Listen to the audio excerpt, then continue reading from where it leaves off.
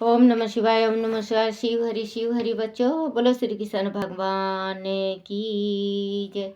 अपने अपने माता पिता की जय। अपने अपने गुरुदेव महाराज की जय। भागवत पुराण की जय। भागवत पुराण में दूसरा अध्याय भगवान शिव के प्रति दक्ष प्रजापति के प्रति कुल विचार। विदुर जी ने पूछा, विप्रवर प्रजापति दक्ष तो अपनी कन्याओं से बड़ा स्नेह रखते थे, फिर उन्होंने अपनी कन्या सती के प्रति और भगवान महादेव के प्रति देश भाव क्यों रखा?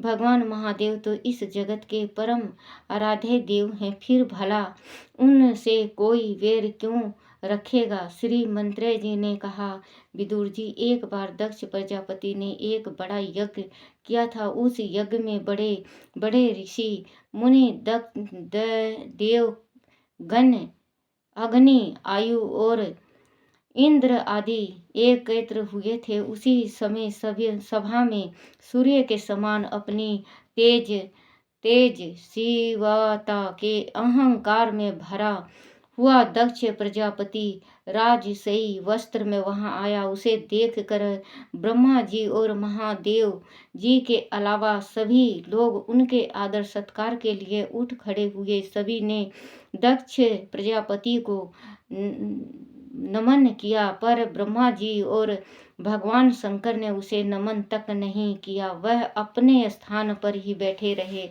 बच्चों, दक्ष प्रजापति उनको कहते हैं जैसे प्रधानमंत्री, उप मंत्री ये होते हैं, वो पूरा जैसे राष्ट्रमंत्री हुआ। राष्ट्रमंत्री जैसे था ये दक्ष, तो इसमें अभिमान आ गया था। और शंकर भगवान को पता था कि मेरे ससुर में अभिमान आ गया है और हमें अब खेल भी करना है संसार में। जो मतलब इसके जो किस्मत में लिखी है, जो सती के किस्मत में लिखी है, वो भी होगा। तो सती को इसको शिव घोड़े को सारा पता था कि सती अब इनके घर आएगी और अपना आत्मदाह करेगी। तो इन्होंने घमंडी का साथ शंकर भगवान कभी नहीं देते। बच्चों, ये ध्यान रखना, कभी भी आप जल चढ़ाने जाओ, पूजा करने जाओ, व्रत रखो, तो कभी आप घमंड और अभिमान मत करना कि मैं तो देखो, क्योंकि कोई कोई ऐसा होता है, चढ़ाता है बच्चों, चीज चढ़ाता है शिव जी के ऊपर, तो उसके हाथ पैर और शरीर घमंड सा होता है कि देखो मैं तो ये चढ़ा रही हूँ, मैं तो ये चढ़ा रही हूँ। भैया, जो शंकर भगवान पानी और जल से प्रसन्न हो जाते हैं, वो किसी चीज़ से, चाहे आप सोने का आप मुकुट बना के दे दो, जब भी प्रसन्न नहीं होते हैं। अभिमान का दिया हुआ तो भगवान एक दाना भी नहीं प्राप्त करते, क्योंकि भगवान तो भाव के भूखे हैं। तो भगवान के, शिव जी के पास किसी चीज़ की कमी नहीं है। शिव जी ने ही सब कुछ विष्णु भगवान को दिया है, सब कुछ माताओं को दिया है। शंकर भगवान तीनों लोकी का नाथ हैं। वो, हाँ, ये हैं, मान लो कि वो भूतनाथ हैं, वो शमशान में रहते हैं और चिता के राख लपेटते हैं शरीर में, क्योंकि उनका वो अपनापन है। क्योंकि लास्ट में जो इंसान मरता है तो उन्हीं के कृपा और दया धर्म से होता है। क्योंकि जब तक शंकर भगवान नहीं ले जाते, जब तक इंसान जाते भी नहीं इस संसार में। और शंकर भगवान तो, अगर कितना भी आप शंकर भगवान का काम, आप पूजा पाठ करो, और अगर आपने कुछ गलत किया हो और शंकर भगवान का आप एक लोटा जल चढ़ा रहे हो, आपकी मृत्यु हो जा रही है, तो यमदूत आपको ले जा भी नहीं सकते, क्योंकि शंकर भगवान बीच में आगे अड़ जाते हैं। शंकर भगवान जैसे तो इस संसार में नहीं मिलेगा बच्चों। शंकर भगवान बहुत बड़े ज्ञानी और बहुत बड़े ऋषि, साधु संत और ओघड़ दानी भगवान हैं कि अब वह अपने स्थान पर ही बैठे रहे। दक्ष प्रजापति अपने पिता ब्रह्मा जी का बड़ा सम्मान करता था, परंतु जैसे ही उनकी दृष्टि महादेव पर पड़ी, उनके मन में रोष उत्पन्न हो गया। सभी से सम्मान प्राप्त कर वह अपने आसन पर बैठ गया। महादेव का उसे नमन तक ना करना खल गया। उसके उसने कहा, सभी देवगण और ब्रह्म ऋषिगण मेरी बात सुने। यह निर्लज्ज महादेव बच्चों भगवान के प्रति उन्होंने इतना गलत उल्टा सीधा बोला, ये अच्छा नहीं लगता किसी को भी किसी का अपमान करने का किसी का हक नहीं होता है। ये अगर आप ससुर हो और आपके जमाई से कुछ गलती हो जाए तो आप प्यार से समझा सकते हो उसको, और ये नहीं कि बाराती के बीच में या घराती के बीच में अपने जमाई की बेइज्जती करो या अपने की बेइज्जती करो या बेटी की बेइज्जती करो। ये हमेशा गांठ बना लेना चाहिए। जिसने अपने जमाई और बेटी की बेइज्जती सभा के बीच में करता है वो अपना स्वर्गनाश खुद ही कर लेता है, अपना खुद ही वो मृत्यु बुला लेता है। तो शंकर भगवान का इन्होंने बहुत ज़्यादा बेइज्जती करा, क्योंकि ये मैं तीसरी बार पढ़ रही हूँ, मेरा मन भर जाता है बच्चों। तो मेरा मन बहुत जल्दी भर जाता है, तो मैं ये तीसरे दफे अब पाठ कर रही हूँ। समाप्त लोक, अगर मेरे से गलती भी हो जाए बच्चों तो मुझे माफ कर देना। समस्त लोकपालों की पवित्र कीर्ति को धूल में मिला रहा है। इसने मेरी कन्या से विवाह किया है, इसलिए ये मेरे पुत्र के समान है। फिर भी इसने मेरा सम्मान करना उचित नहीं समझा। इस सत्य पुरुष का शिष्टाचार तक नहीं पता। उसने मेरे सम्मान में उठना तो दूर मुझे प्रणाम तक नहीं किया। यह सदा अपवित्र रहता है और बड़ा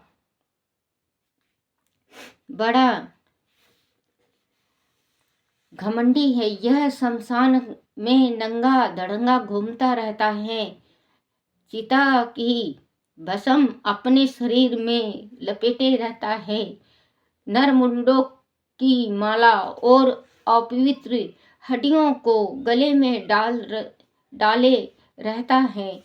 यह नाम का ही शिव है, वास्तव में यह पूरा अवशिव वह अमंगलकारी नर पिशाच है।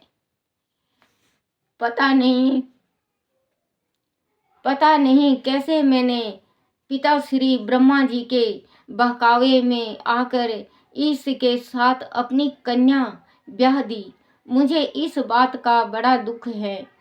श्री मंत्रे जी बोले, विदुर जी, इस प्रकार दक्ष ने महादेव जी को बहुत बुरा भला कहा, तथापि उन्होंने उसका कोई प्रतिकार नहीं किया। देखो भगवान भोले कितने भोले हैं।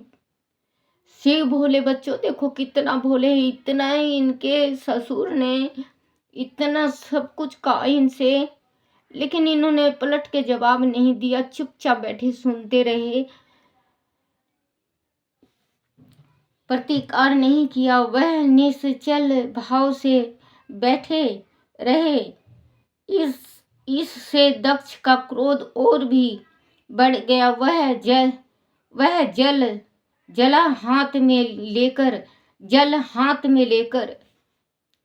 हाथ में लेकर शिव को श्राप देने के लिए तैयार हो गए।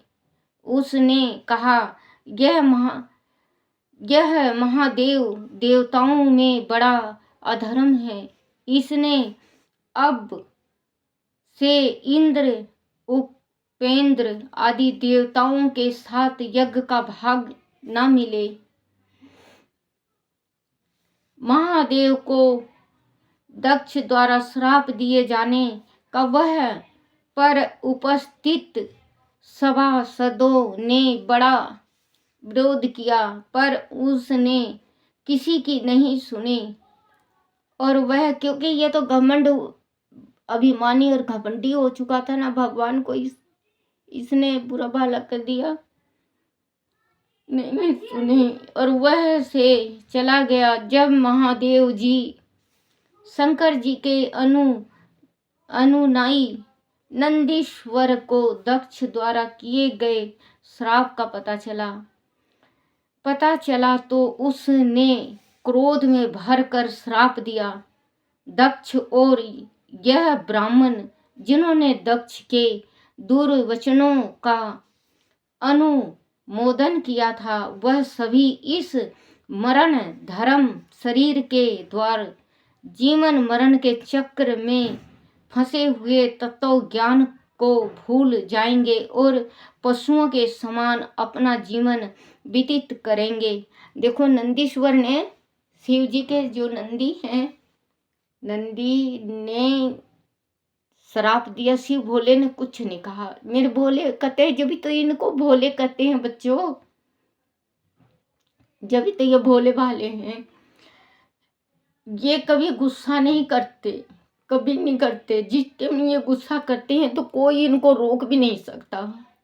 संसार को बिल्कुल खत्म कर देते हैं जिस टाइम गुस्सा करते हैं।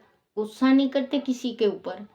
नंदीश्वर ने श्राप दिया कि मरण मोह के चक्कर से पहले मरण मोह का चक्कर नहीं हुआ करता। ये नंदीश्वर के श्राप से ये मृत्यु, मरण, जीना और अपनापन सब दुनिया भूल गई, अपना जीवन व्यतीत करेंगे।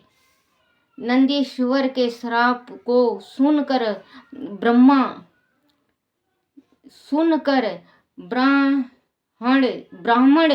कुल के भृगु जी ने पलट कर श्राप रूप ब्रह्मदंड दिया। जो लोग शिव भक्त हैं, वह वेदों के रक्षक ब्राह्मणों की निंदा करने वाले हैं, वह श्री विष्णु के विरोधी हैं, वह घमंडी हैं और भूतों के इष्ट देव महादेव जी के प्रति अनुरक्त है, वह सनातन धर्म के विरोधी कहे जाएंगे। देखो बच्चों, एक छोटी सी गलती के चलते शराब पे शराब और शराब पे शराब। क्योंकि इधर दक्ष ने शराब दिया शिव जी को। शिव जी तो बेचारे बैठे रहे सीधे साधे। बहुत भोले हैं मेरे शिव पिता, बहुत भोले हैं। बैठे रहे। नंदीश्वर को पता चला, नंदीश्वर ने श्राप दिया। फिर भृगु ने श्राप दिया कि जो भी मतलब इनकी बुराई सुने, क्योंकि ये भी बुराई है बच्चों। तुम्हें भगवान माफ करना, ये पढ़ रही हूँ मैं, क्योंकि जो भी शिव जी का, विष्णु भगवान का जो भी ब्राह्मण बुराई सुनेगा या कुछ भी इनका विरोध करेगा, जैसे ये भागवत है, भागवत का या शिव पुराण का जो किसी चीज का जो अच्छे उसका विरोध करेगा,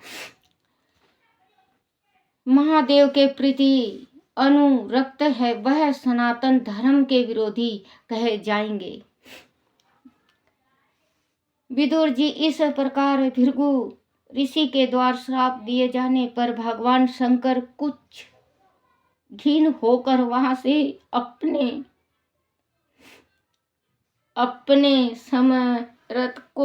समरथों के साथ चले गए। वह उपस्थित, देखो भगवान के दिल में भी तो दुख आया होगा कि इस सभा में इसके सुसर ने इतनी बेइज्जती करी उनकी। उपस्थित श्री कृष्ण इस चले गए। वह उपस्थित श्री हरि इस सारे प्रसंग में कुछ नहीं बोले। वह उपस्थित सभी ऋषियों के वह उपासय देव थे। उनके साथ मिलकर सभी ने यज्ञ संपन्न किया और गंगा यमुना के संगम पर स्नान करके यज्ञ भाग लेकर अपने अपने स्थान को चले गए। क्योंकि भगवान को तो श्राप शिव जी को दे दिया था इसने कि तुम्हें कोई यज्ञ भाग नहीं मिलेगा। बोलो श्री कृष्ण भगवान की जब बच्चों, मेरे से कोई भी गलती हो या टूटी होगी हो मुझे माफ करना। ओम नमः शिवाय, ओम नमः शिवाय। हे नाथ नारायण वासुदेवाय, हे नाथ नारायण वासुदेवाय, श्री कृष्ण गोविंद हरे मुरारी, हे नाथ नारायण वासुदेव। बोलो श्री कृष्ण भगवान की जय, भागवत पुराण की जय।